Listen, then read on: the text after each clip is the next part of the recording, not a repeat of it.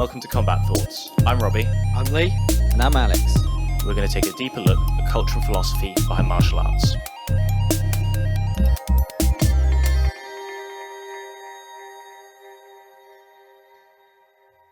All right, mate. Take us back to the start. Where do we begin? Jesus. If you go right back to when I was in primary school, I went to like a couple of karate classes. I don't remember it that well. It was called Cooksaw.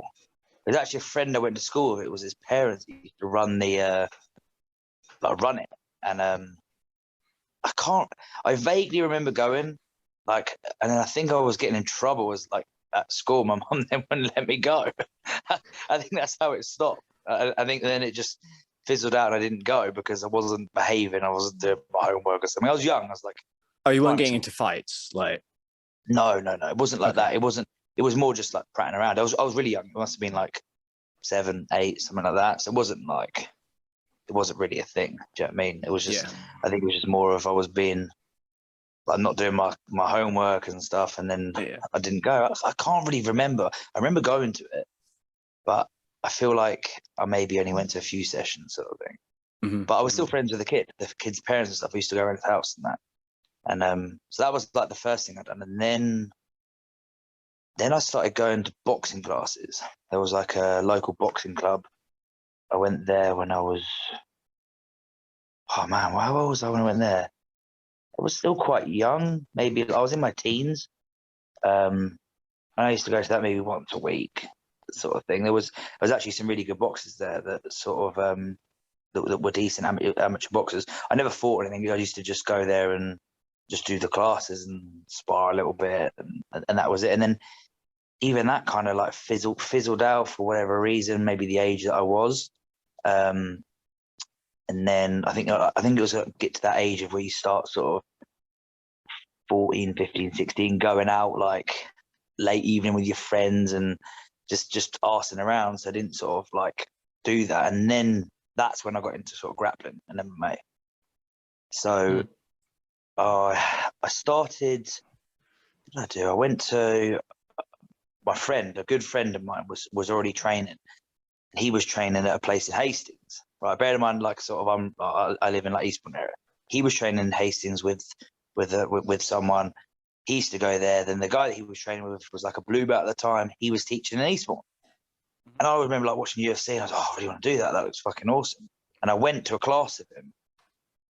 And it was like mats down in like a sports hall sort of thing. Oh yeah. Literally. And went there. I can't really remember. I just remember getting beaten up. I just remember getting like choked out and shit. Like it was a rough night. And then from then, I think I'd done a few sessions, and then that kind of not fizzled out, but then it sort of stopped, and I ended up training. What did I do? I can't remember which one did I do first. There was, I think then I went to at the time there was a karate kickboxing club, which is still around actually in my hometown, and they were running what was called like grapple and strike classes. Mm-hmm. So I used to go along to that. So we started going along to that as well. Again, I was always awful just to get beat. And my friend was like, maybe been training like a year or something before this. So he used to just beat me up all the time. And then that happened. I done that, and then from then there was a guy in the town who was like a Polish wrestler. He was like a good Polish wrestler. He was doing like MMA grappling classes, sort of thing. Then started going to train there. And I was doing that, and that was just no-gi MMA training. Mm-hmm. It was pretty tough. Like he had some of his like Eastern European friends there, and they used to like rough us up a bit as well. So we were a kid. It was tough, mate. We were kids, man. We were So you've just bounced from club to club at this point, just getting roughed up by pretty much, yeah. Everyone you've got. Beat up over. Why the fuck do you keep coming back? Mate, I don't know. It wasn't how it is now, where it's like, oh, just jumping from club to club sort of thing. It was kind of like it wasn't really a thing then. Like people were training the grappling strike there, then they were training with the place that was called Sparta MMA, and I'm still sort of friends with that guy now, and he was probably like my first instructor, really. and then he had that gym for a long time, even when I sort of moved on to like another gym, and then even when I opened my own gym, he was his thing was still around, and then I think he lives in Cyprus now. No, Cyprus or Greece. One of those who lives out there, like lives a cool life, just doing his thing out there, and he still trains and stuff. So, but yeah, so I The trained there Polish for a guy. while. Yeah, the Polish guy. So there was Cool. like the people that were there as well were sort of people I train with now as well. Like some of that, like that was like the only grappling thing there.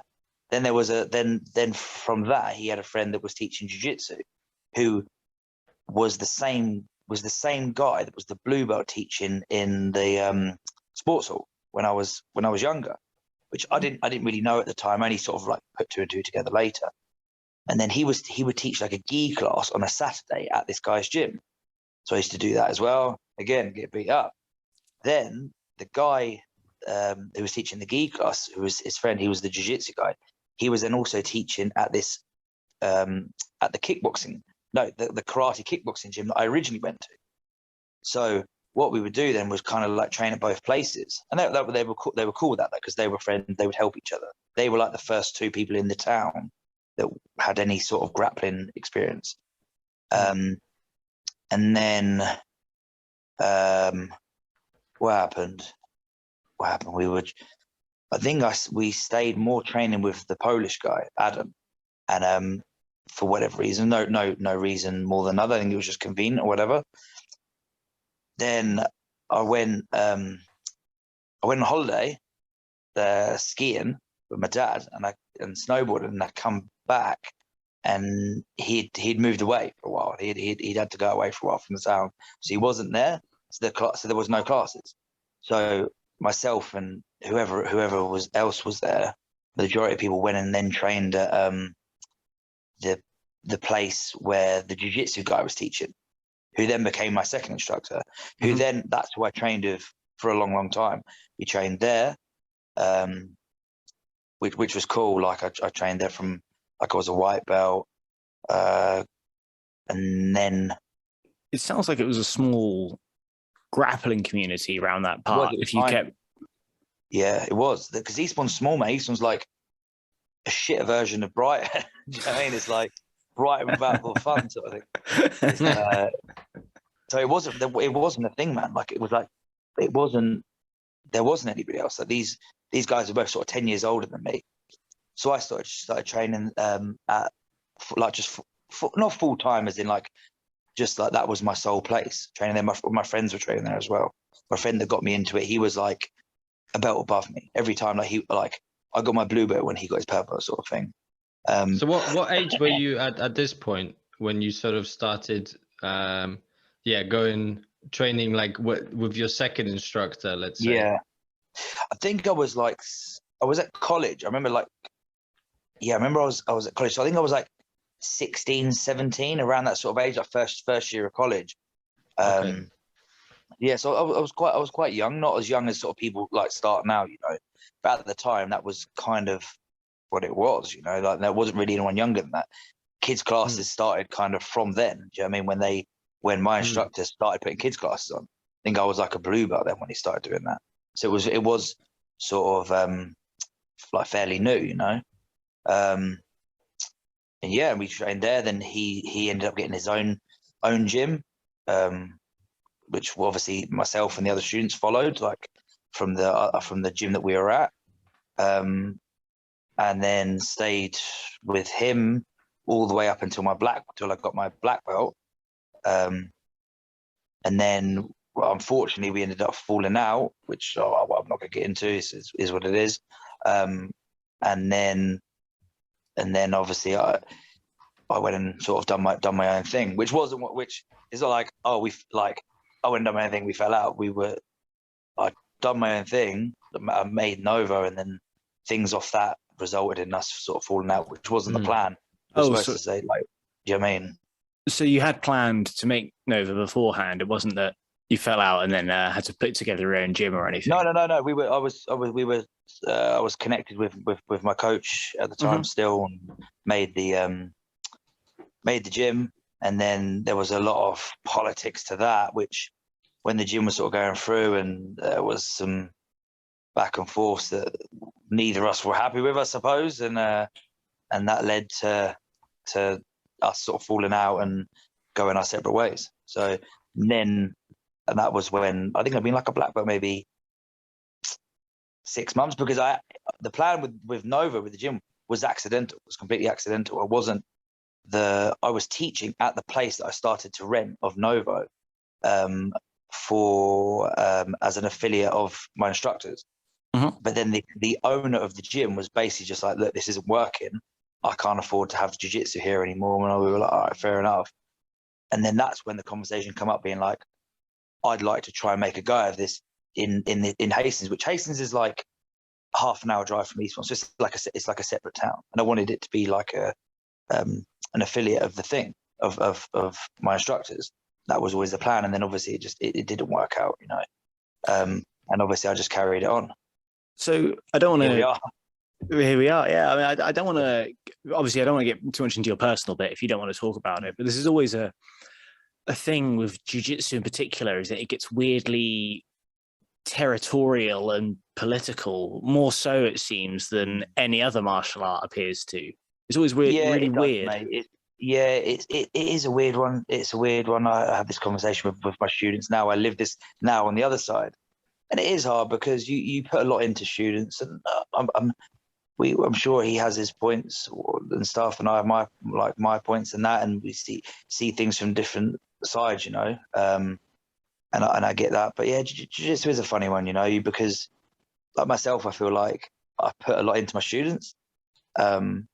And if they maybe leave one day and join another gym, or they could open up a gym next door, who knows, you know what I mean? But it's a hard one because you feel connected to that person, but at the end of the day, they are paying you as well. Like my students, like they pay a membership, so it's a hard balance between having that sort of good connection with someone, but also they're paying for a service as well. Like, you're not doing it for free.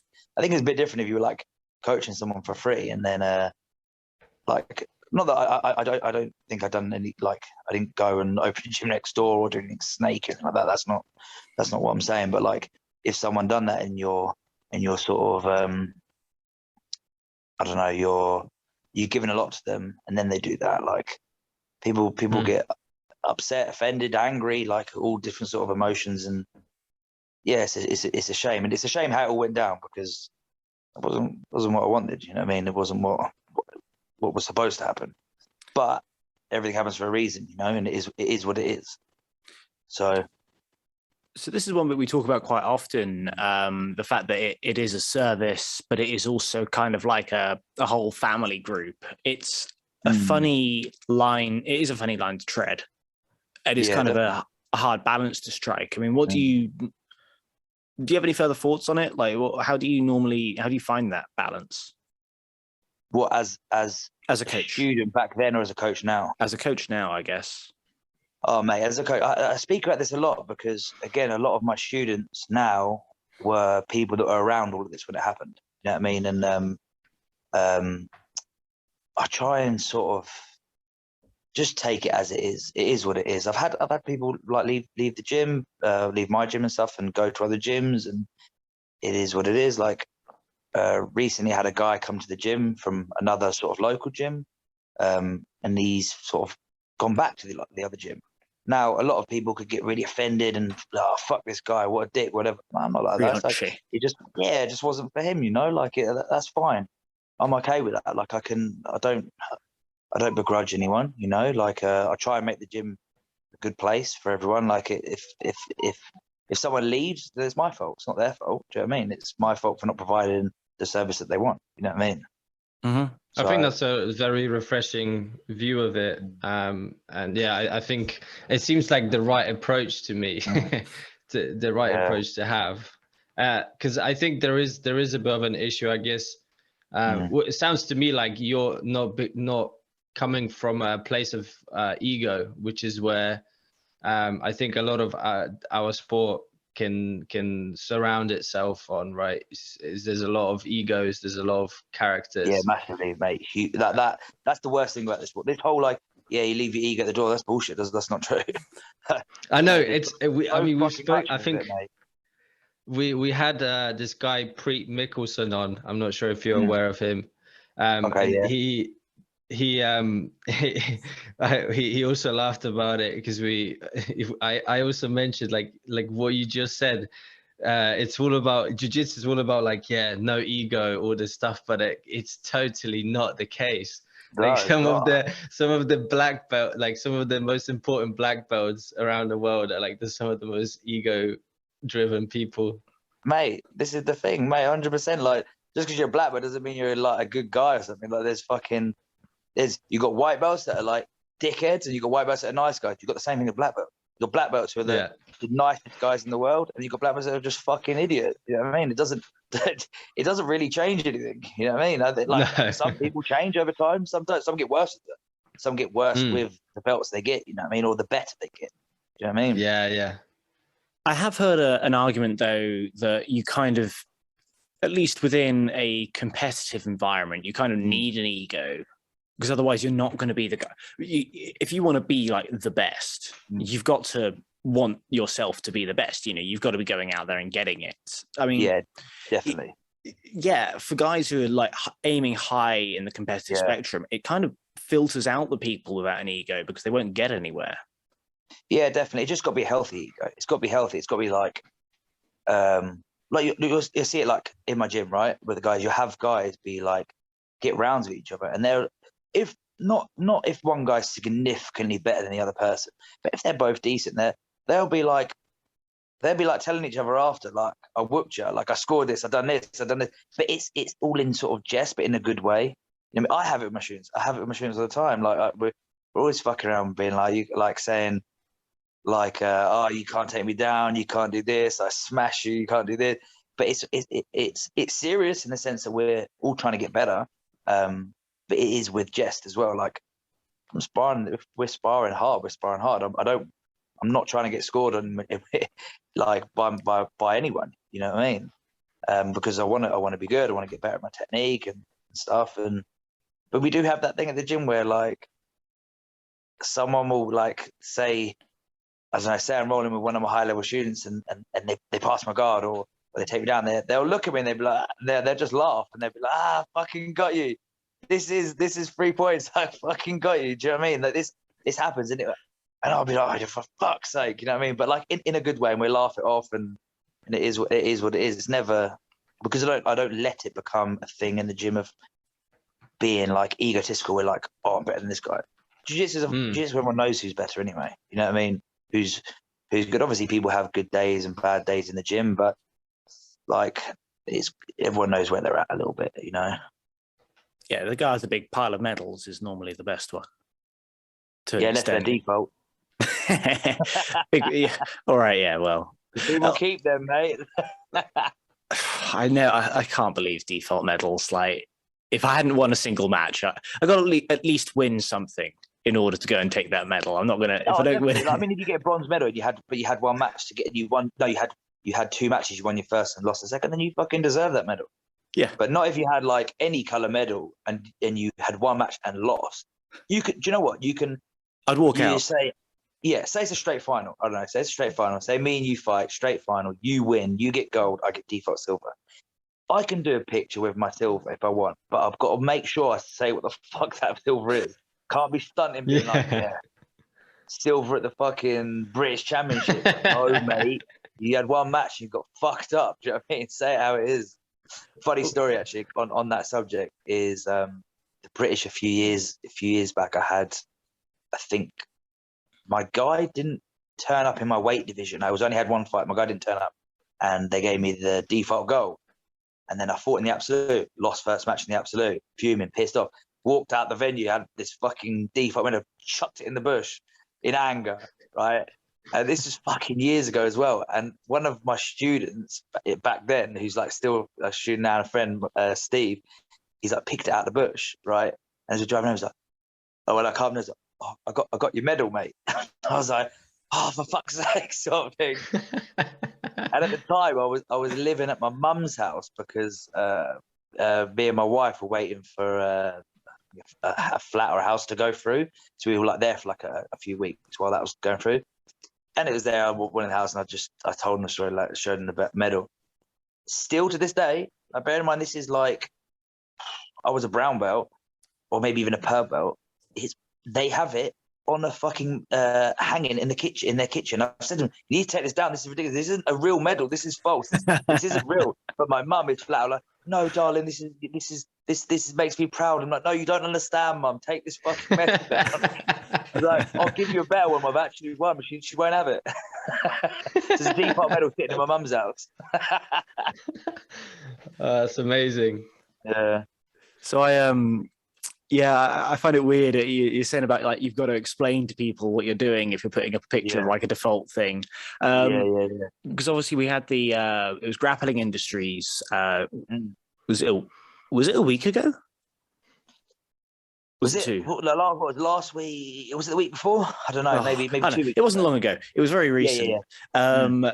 I got my ass handed to me in 2 of my 3 matches. First one at purple belt, yeah, it is. So fortunately, yes, it is. Yes, yeah. But fortunately, the third guy did pretty well. Won that one, got the bronze, and put it up.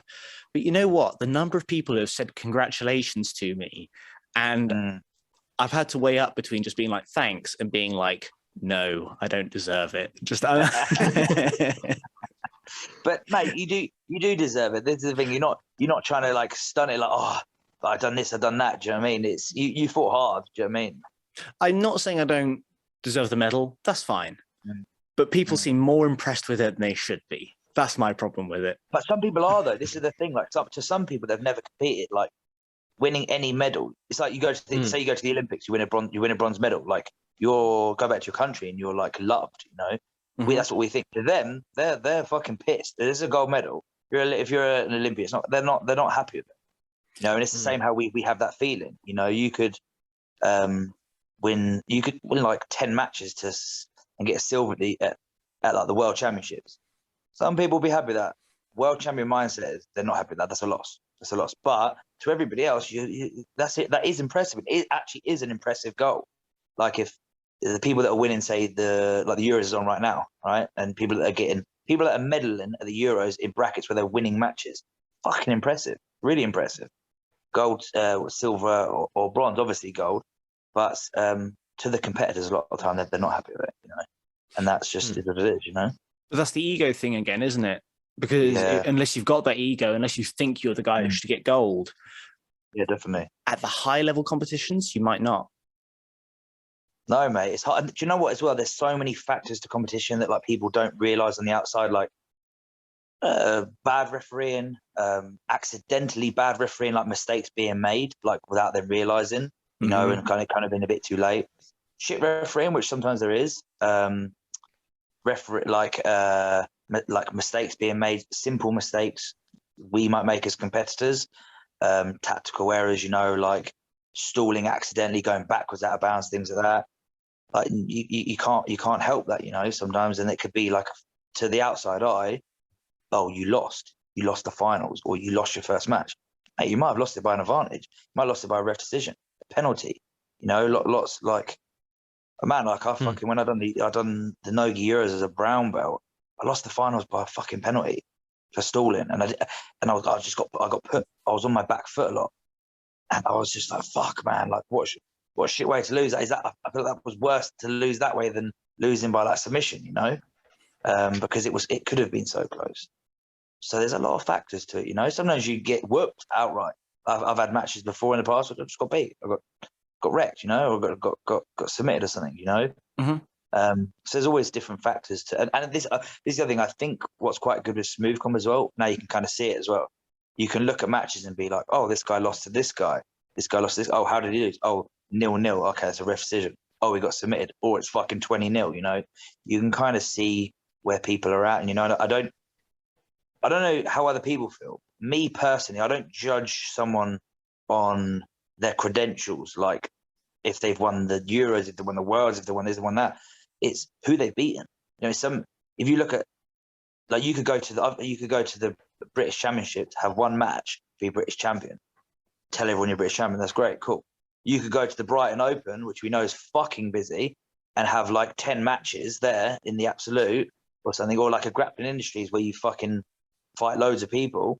and beat some cool people. Yeah, it's not a big title or anything, but bro, like you beat some fucking big names, you know. Like you have people like Jed and Ross Nichols and that, like all competing at places like Grappling Industries that are like the best guys in the country, you know. Yeah, that actually surprised me that like Ross was competing at the Grappling Industries recently. I don't know why man, it just the surprised me, competitor but getting the work in. yeah, absolutely. You know what? Grappling This is what pisses Industries. me off, like, yeah, you've got people like Ross will compete there. You know what I mean? He's like one of the best guys in the country. Like Jed will compete on local shows and local events like that as well. You know, The and it's entire like, Drake team was there. yeah, they're all, mate. You got like Ashley Williams who just won trials, bro. Like competing there.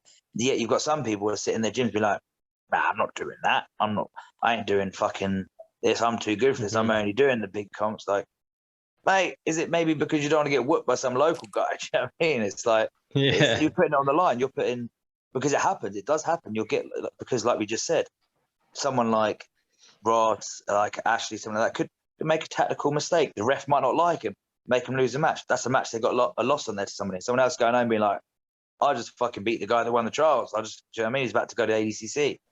So fair play to all these people, mate, because a lot of people, when they get to a certain level, they're like, fuck that. I can't be getting exposed on any local tournaments, because we all know, you've all been to gyms, I know I have, where there's guys that don't compete but are fucking good, mate, just because they're not a competitor. And they could just be having a little outing, little local comp, and ruin your fucking day. You know what I mean? If they come out the woodwork, you know. I think there is a certain skill to competing, though. I mean, Robert Deagle, for example, does compete in a lot of local shows, and it's because he thinks that, the whole lead up to a fight, the whole getting ready on the day, having the right food, getting everything nailed down. There's a certain skill to competing itself. So for him, competing very regularly in lots of local tournaments is just part of him getting ready for ADCC or whatever big competition he's going to do. 100%. It kills your nerves as well, I think. Like, the more you compete, the more normal it becomes as well. Like, if you compete once a year, maybe you can find a bit nervous. You need to get used to that thing of being around competitors, being around that environment, the referees, the different style of what competition brings, and how you fight is obviously different to how you go in the gym. Some people really struggle with nerves, you know. I do get nervous, but I get nervous in a sense because I want to perform well. Like, I'm quite lucky. I speak with other people that are in the same boat. I used to fight MMA before I'd done Ju-Jitsu. So when I went into Ju-Jitsu, it didn't feel a daunting at all, because from going from MMA to Ju-Jitsu, where it's a lot sort of, I was punching in the face. You're not the only guy. Obviously, when you fight in MMA and things like that, you're there and everyone's on you at the time you're fighting. You know, MMA was so terrifying that I remember before one fight, I was like, well, at least I'm wearing dark shorts, so if I piss myself, no one's going to be able to see it. But I was like, this isn't an unrealistic scenario. No, mate. I honestly thought you weren't going to say piss and you were going to say shit yourself. No, that would be bad. That would be bad. That's fucking funny. While we're on the subject of competition, ish, kind of. Why do you compete? Why do you do it? Right. I don't know. Maybe get some cool highlight reels. I don't know. Mate, do you know what? I just like to do it. Honestly, I'd like to do it. Like, I will compete in a fucking local tournament. Like, I'll compete in the big tournament when we can travel abroad. I'll compete abroad. I have competed abroad. I like it, man. I enjoy it, and I think it's good. I think it's good fun. I'm not gonna be like, oh, because I want to be the best in the world. Do you know what I mean? I want to be the best I can, like I do. But man, I just enjoy it. I like competition. I like winning the medals. I think it's good as well as an instructor to prove that I can still compete. You know, like 31 next week, and I'll compete master, I compete adult. I quite like being this age because it was quite hard to get matches at Brown and and Black, where I was quite young at the time. So like I said, sometimes it's one person in the division or two people, whereas now I can get more if it, like, say I can look at a division and go, oh, there's no one in adult Black.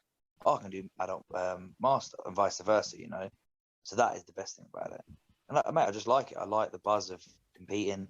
I like trying to see, like, I really got sort of into my wrestling again. I like to go and see if I can take people down as well as the like jiu-jitsu sort of thing, you know.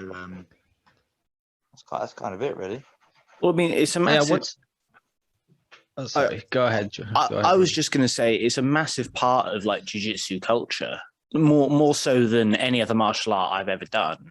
In Muay Thai, there is a competitive culture, but in jiu-jitsu, it's like everyone is pushed to do it, no matter what your sort of skill level is. And that's partly to do with the accessibility, the fact that you're not getting blasted in the head all the time. Yeah. But I do think there's more to it than that.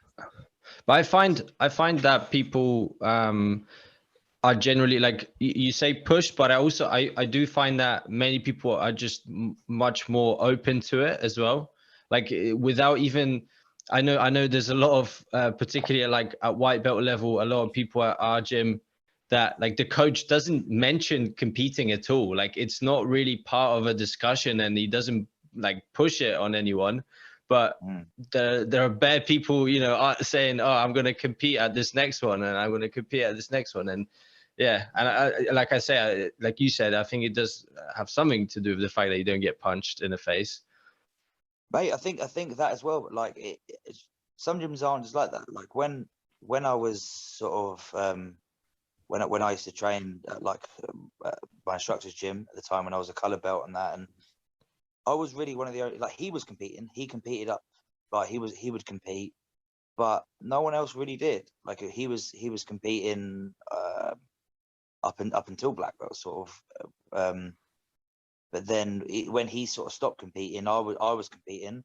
He would still compete a bit. But obviously, he was running the gym and stuff like that. I think that obviously comes half as like some instructors when they're sort of like teaching and stuff. But it wasn't a big emphasis on loads of people competing. You know, it was kind of like I was competing, and then the some of the other sort of lower belts would occasionally come. You know, and I tried to like round a few up at the time, and I feel like competition wasn't as big then as well. And like my friends that were training were like, I was the highest belt out of my friends who were like personal friends and are to this day and stuff, that were like,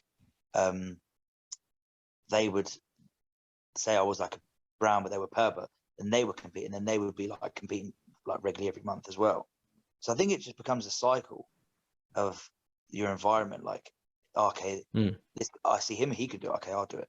And now because my gym is very sort of competition heavy, I don't force people to compete either at all. I never force people, but people come up to me and, oh, I want to do a competition, because they see me compete, they see the high level brown belts compete, purples, blues, even the good like white belts that are sort of like double gold and a white belt.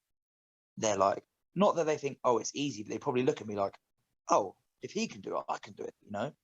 And I think that's kind of what happens. If, say, there's one person or two people at the gym competing, and the majority aren't, then it'll be harder, I think, for people to then go and compete, you know? Yeah, there's a certain momentum when everyone around you is doing it as well. Yeah. And when people ahead of you, people more advanced than you are doing it, it's like, I sometimes wonder why I've started competing. And I feel like it's just because it was kind of like the done thing.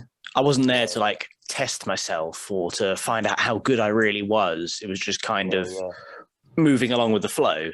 And now I'm in this cycle of competing, and I'm actively going out and seeking it a lot more.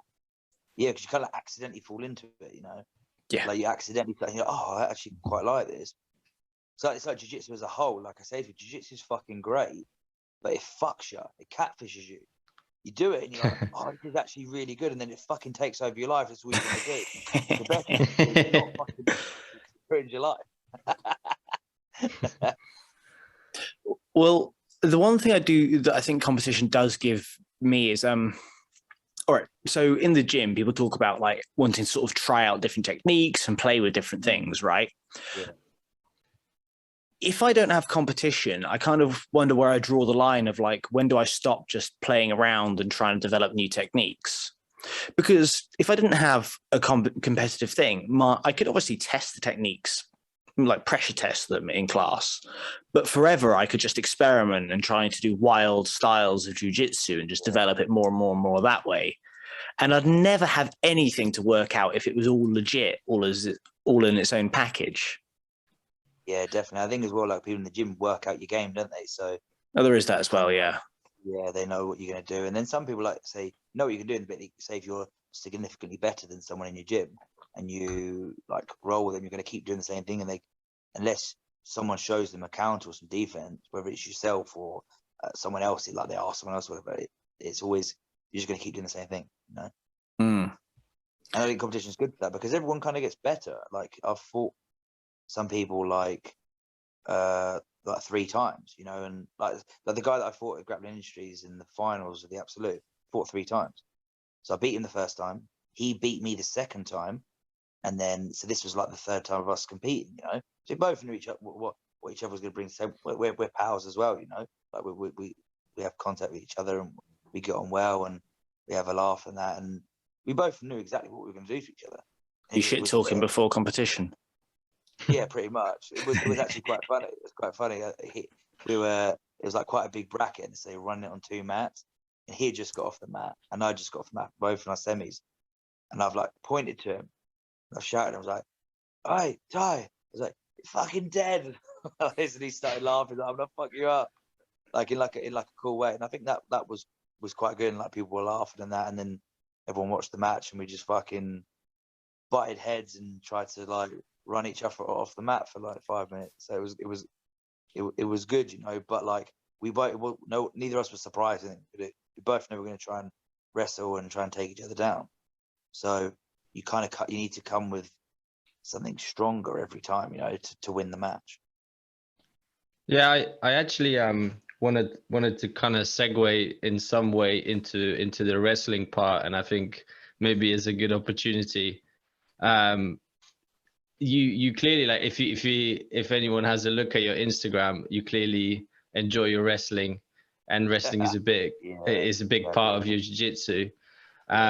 What are your thoughts on the current trend of jiu-jitsu becoming incorporating a lot more wrestling? It seems like at the moment, you know, we've had like leg locks, and now it seems like the trend is more more of a degree of incorporating, you know, wrestling into the game. And you see even gyms like the B team, like they've said, you know, put it on record that they're pulling guard again. Yeah. Yeah. Yeah. What are your thoughts on that? Thoughts on it? Yeah, mate. I think I think it's getting that way. I think ADCC is obviously massive for that. You basically can't win ADCC if you can't wrestle. Like pretty much, it's not possible. Like you're not going to be able to do it. It's so far. Or maybe you do, but it's such a hard fucking route. Like you can't pull guard for like a period of time.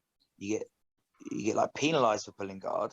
The wrestling is so like so heavy there, and I think obviously all the best guys want to win ADCC.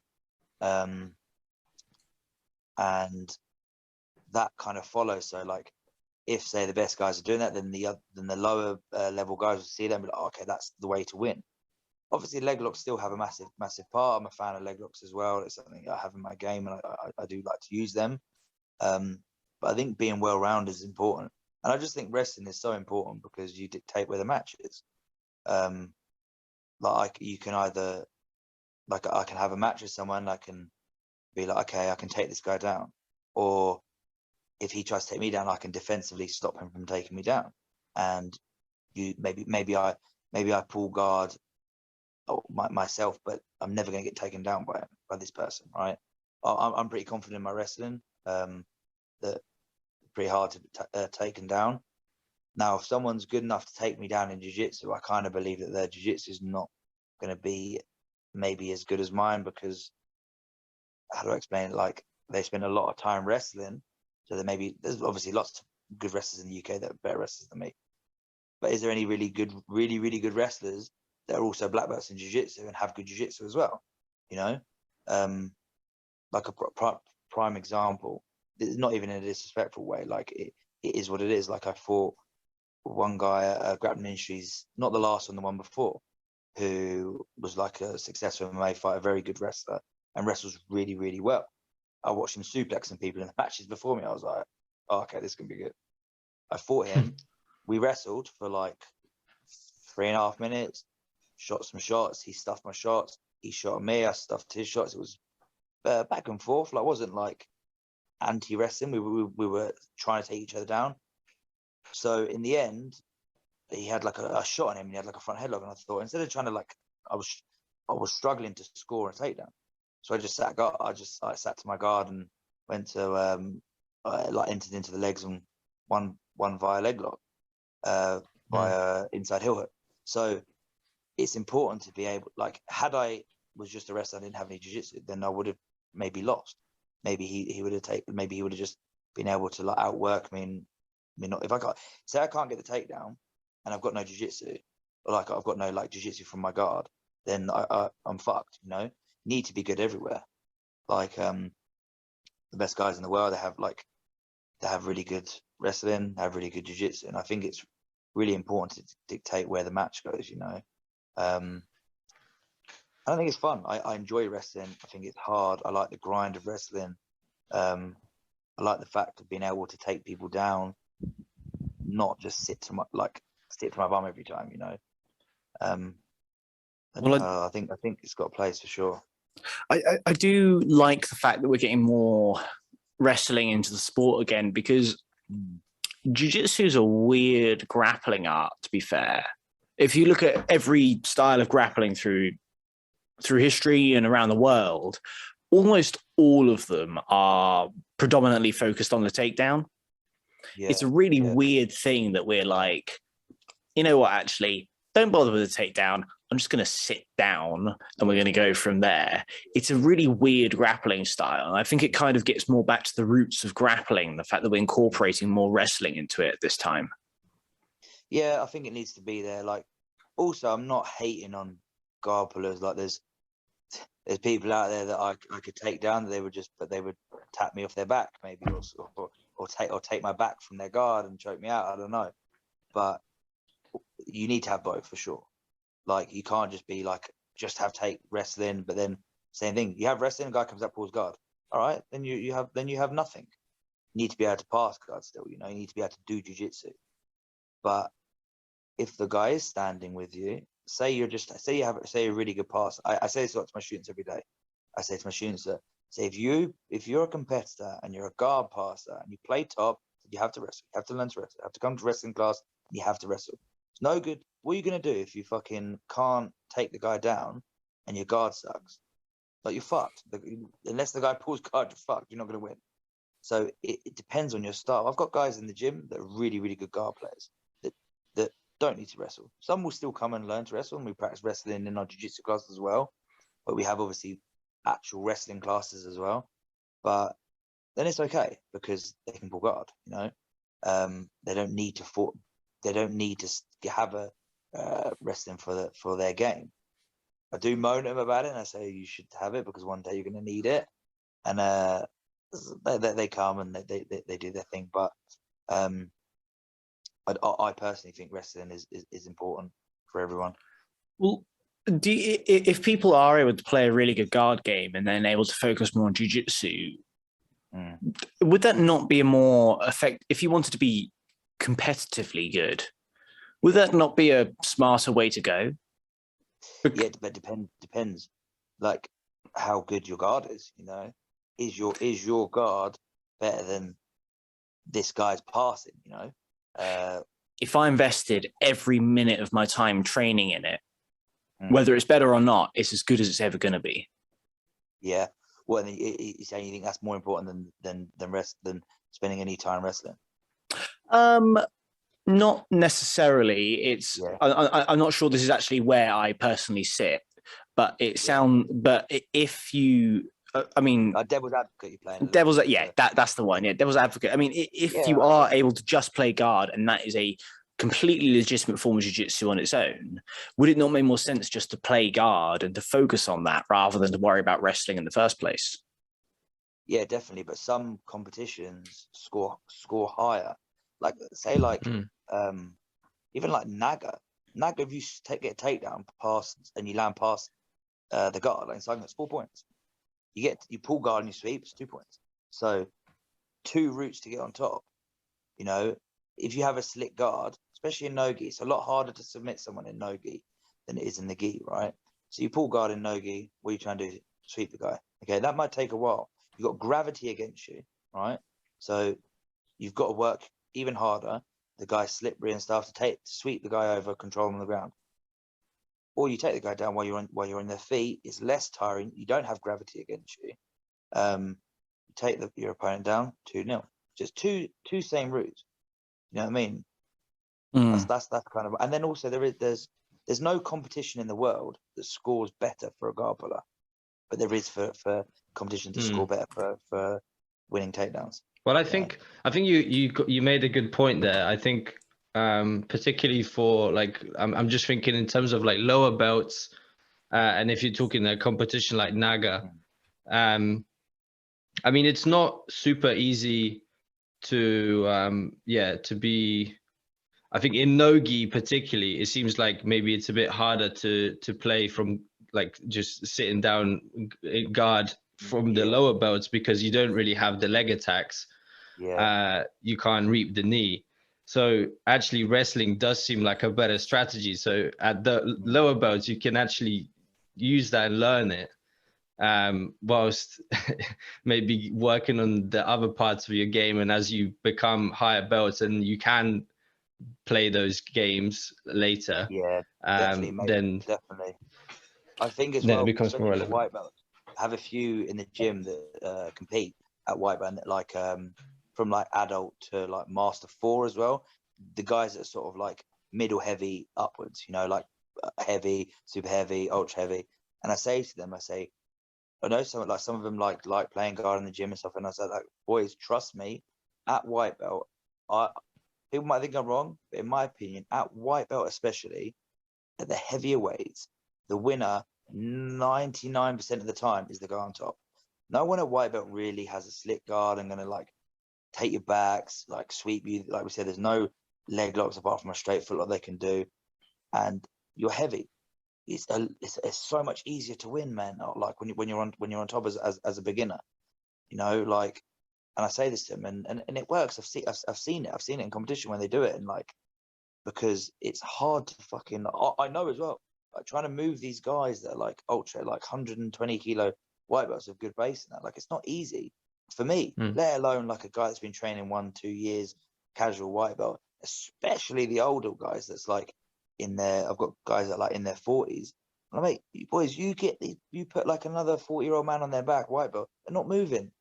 You're gonna like whether they pull guard or as long as you don't pull guard, you win the takedown, or they pull guard, you're gonna pass their guard and you're gonna beat them. And I think it's that rule changes obviously the more skillful they get, but then the idea is that you get skillful with them and you still practice your guard as well, and you have everything in your back pocket, so you're well rounded by the time you get to black belt. Well, we have talked a lot about like, this is better in gi and this is better in no gi kind of thing. It's kind of paying into that idea that the two sports are kind of diverging to an extent. I always wonder if that will happen in like 10, 15 years time, that there's just not going to be a crossover of competition. I don't think there is. I mean, I see them as separate sports. Like I see them as separate as in like judo and wrestling. They both have the same goal, you know, but they're fucking so different. Like you like I can't. It's a lot harder to do certain like to play a no-gi game in the gi. It doesn't work, you know. And I do believe that jiu-jitsu in the gi is different to like say like competition. Like a purple belt can beat black belts these days. It's super common, super normal. In jiu-jitsu, if you put like if you've got a really good like purple belt and a really good black belt, they're not going to beat the black belt. Like the technique in jiu-jitsu is a lot further away in each belt. You know, like you can be more physical in Nogi. You can be, if you're fast, explosive, strong. Look at Nicky Rod, prime example. Look at Nicky Rod at like ADCC winning like a silver medal, beating multiple like champions. If he went in the gi with him, he'd get wrecked, mate. He would have got. He's a blue belt in jiu-jitsu. They would have destroyed him. You know what I mean? But because of how dynamic he is, how good his like wrestling transfers over to jiu-jitsu, he got by. You know, he got by really well with some good technique as well. But I see them as different sports. You can't.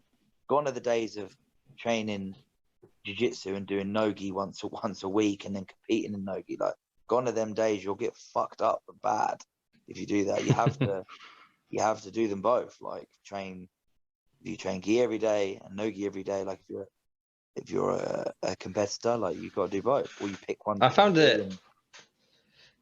it pretty impressive with the Ruotolo brothers, where they like been competing no gi for ages, and then they were like, we'll throw in the gi for like a month or something, and then they competed at the Pans, and did super well. Yeah, or was it the Worlds? Yeah, then they fought in the finals, didn't they? Yeah, and I was like, I mean that was impressive. Yeah, they've been training jiu-jitsu all their lives since they were like 5 years old. They're like, exactly, yeah, they've been for. And mate, I think when you're that good, you know what I mean? Like they are in Nogi, they might not have had. It's not like they never trained the gi. You know, they trained the gi more than we've all trained probably together in the gi. You know, and then just they've been obviously significantly doing Nogi for a while, but they're very, very high level. You know, and they're not brown belts clearly. You know, they just ran through their division, both of them, and beat each other up in the finals. And did Cade win? I believe Cade beat Ty. Yeah, I think Cade. Yeah, I think Cade won. Something like that. And that, mate, so impressive. You know, it is super impressive. But I think that is quite common with some people. Like they'll just chuck the gi on to do that. Vice versa, they will. But when you look at if you look at the best tournaments in the world at black belt, guys will do like a fucking MMA fight camp for like Jiu-Jitsu World. You know what I mean? And be like significantly in the gi every day. And the same for ADCC, people will fully focus on no gi. Ain't no one wearing their gi on the lead up to ADCC. Yeah. You know? I have on that subject. Apart from Emil's Fisher. Yeah. I have a rule in the gym, right? Where I say to people, I don't say, don't train. I don't say that thing of like, train gi to get better at MMA, train gi to get better at no gi. No, I don't say that at all. What I will say is, if there's a gi class on, right, and it's a matter of staying, say you're a no gi guy, it's a matter of staying home or going to gi, go and train gi. It's better to train than not to train, you know? And I'm a big believer in that. I have some guys that only really like no gi and don't even train in the gi, but like they'll come and put the gi on once a week because they want to train the gi class rather than not training that day and stuff. I let them strip the gi off, like if it's like a few weeks for a no gi comp, they can train that in the gi class as well. But I do try and push the guys to train in the gi. Like I don't really compete. I don't have any plans to compete in the gi. I might do again at some point, but I still train in the gi like 2 or 3 times a week, you know, but only because I teach in the gi. Yeah, I mean, that's the whole reason I got into gi in the first place, was simply because I was doing all the no-gi classes. I needed to find a way to get extra training in. It was the only way to start buying gi and getting into it. But I like it more now. It's just the way it's... Yeah, because you know what? I kept, for years, I made excuses about why I preferred no-gi. And then I really thought about it, about the stuff I like about jiu-jitsu. The stuff I like about jiu-jitsu is it's really technical. It's a really technical, complicated sport that sort of detracts the I like the fact that there's a physical aspect to it, and I do quite a lot of physical training, strength training, conditioning, stuff like that. But at the same time, I like it. I like the fact that it's a sport that kind of negates as much physicality as you can. Yeah, definitely. And both of those aspects are way more prevalent in the gi than they are in no gi. Yeah, This, definitely.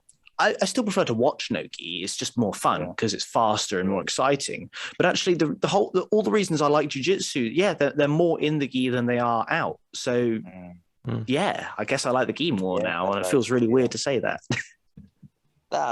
Fair play for still flying the gi flag, because a lot of people are hating on the gi these days.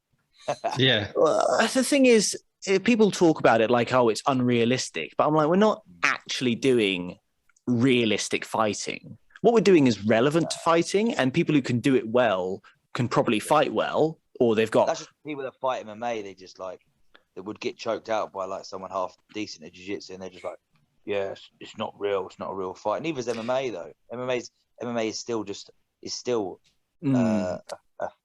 sport. It's a match. Sport with rules. You know, Yeah, it all has rules. Yeah, like if it's not the same. If it was a fight on the street, there would be a lot more. The guy would be maybe trying to bite your face or like poke your eyes out. You know, it's still not. It's the nearest. MMA is the nearest thing to a fight for sure. You know, but people get really butthurt about that. Like I call jiu-jitsu matches. I don't. Some people want to fight. It doesn't matter. Who the fuck cares? I tell you what. There ain't no good MMA fighters crying about that. You know what I mean? You don't see guys that are like 10-0 MMA fighters. Like, oh, these fucking jiu-jitsu guys calling jiu-jitsu fights. They're not even fights, bro. Like guys are like lose, like they were fucking lost on their record. Like, chill out, mate. Right? Yeah, like relax. Like, it doesn't matter. Yeah, I agree. I struggle to think of it as a fight because I don't feel like there's any sort of risk. Well, there is risk of damage, of course, but I feel like that's always. I've always felt like that's the difference: is that they're trying to hurt you rather than trying to beat you. Yeah, definitely. I mean, it would definitely work in a fight. Like, I know some people get into jiu-jitsu and stuff like for self-defense. Never got into jiu-jitsu, and maybe being like, oh, I need it for self-defense, or I need it for because I want to be good at fighting. I just happen to like it. It just so happens I like it. It just happens that it would help in a real life scenario. You know, it's not because I'm like, oh, I need to do this. So if I ever get into a fight in the street and I need to use my jiu-jitsu or MMA or whatever, like it just so happens that it helps that, you know. It's not why I do it. You know? Yeah, I agree. And the other thing is that no one's clamoring for realism in other grappling arts. That's what I find strange about jiu-jitsu. It's the only one where we do it. No one's clamoring for to not be able to sprawl out on your belly in wrestling. And no one's saying, oh, judo shouldn't use a gi because it's unrealistic. It seems to be only jiu-jitsu where we're concerned about this. I wonder if it's because it's been so influenced, like MMA has been so heavily influenced by jiu-jitsu. And I wonder if that's the reason, like, because then it's closer to real fighting as compared to, I don't know, say judo or I guess wrestling was heavy in UFC at the beginning, but still, I think, like, I don't know, I feel like jiu-jitsu maybe it's just been more part of MMA and that's where the link is, maybe, I don't know. Perhaps. But it's a bit tenuous. And even in striking arts, people aren't talking about it. I mean, people ask for smaller gloves, but no one's saying take off the gloves in boxing. I mean, no, actually, that's not true. Bare knuckle boxing is a thing. But you take my point. Within bare knuckle boxing has really grown, though, hasn't it? Like it's sort of, I swear, in like the last couple of years, it has. Quite big, you know? The town that I live in, there's a lot. I say a lot. There's quite a few people that are quite like into bare knuckle boxing, you know, that sort of go and do that, and they're fucking nuts. Oh, mate, like your fucking poor hands, you know. Well, you know what? With like a bare hand, man, you're gonna break your hand. I find bare knuckle boxing, the stuff that they actually put on TV, is wild because they make no. The thing that works about it is they make no. They don't pretend that they're not just trying to make a bloodbath, because the way they wrap up their hands, they wrap up their wrists and leave the knuckles free. Yeah, not to protect your knuckles, it's to protect your wrists, you know, to like so you can hit each other harder. But even like a boxing glove was never made for protecting your face. A boxing glove was made for protecting your hand. Yes. Well, that is true. I think where you've got like legit fighters moving into bare knuckle boxing, like you got like Hector Lombard, he's like fucking super dangerous when he was in like fighting MMA. Like he's fighting bare knuckle boxing. You got like who's that? Is it Junie? Oh, what's that guy's name? The Let Me Bang Bro from Oh, yeah. Well, no one needs to know his actual name. He's the Let Me Bang Bro guy. Yeah, he's a fucking psychopath. You got dude fucking Mike Perry. He's actually Mike Perry. He's fighting him, isn't he, in bare knuckles? I think like that's moving people, mate. You know, like you've even got Paige Van Zandt. She's fighting bare knuckle. I feel like Paige Van Zandt is out on a mission to.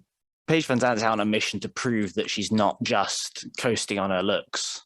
Yeah, not just a fit bird. Yeah, I know. Well, I mean, if she carries on in bare knuckle boxing, her Instagram career is going down the drain. Yeah, literally. Do you know who I am excited to see fight bare knuckle boxing? Is Chad Mendes. He's his bare knuckle boxing. Oh, really? Is he now? Yeah. That would be good, actually. He's actually a good fighter. Yeah, man. I was a massive fan of him. I'm not going to ask you to elaborate on that one, Alex. He's actually a good fighter. No, I mean, to be fair, Mike Perry's pretty good as well. He's all right. Lunatic as well, isn't he? You know, Mike Perry's actually insane. I think he's brilliant. Do you know what? I think they need to bring back valid. Like someone asked me, "Oh, would you ever do bare knuckle?" Like I said, I boxed a bit when I was younger, and obviously I fought MMA. But it was always to get the takedown. You know, I haven't got the greatest striking, better than your normal person. But no, I do not. I said I would do Vale Tudo. I would fight bare knuckle MMA because then I can just shoot and put you in your back.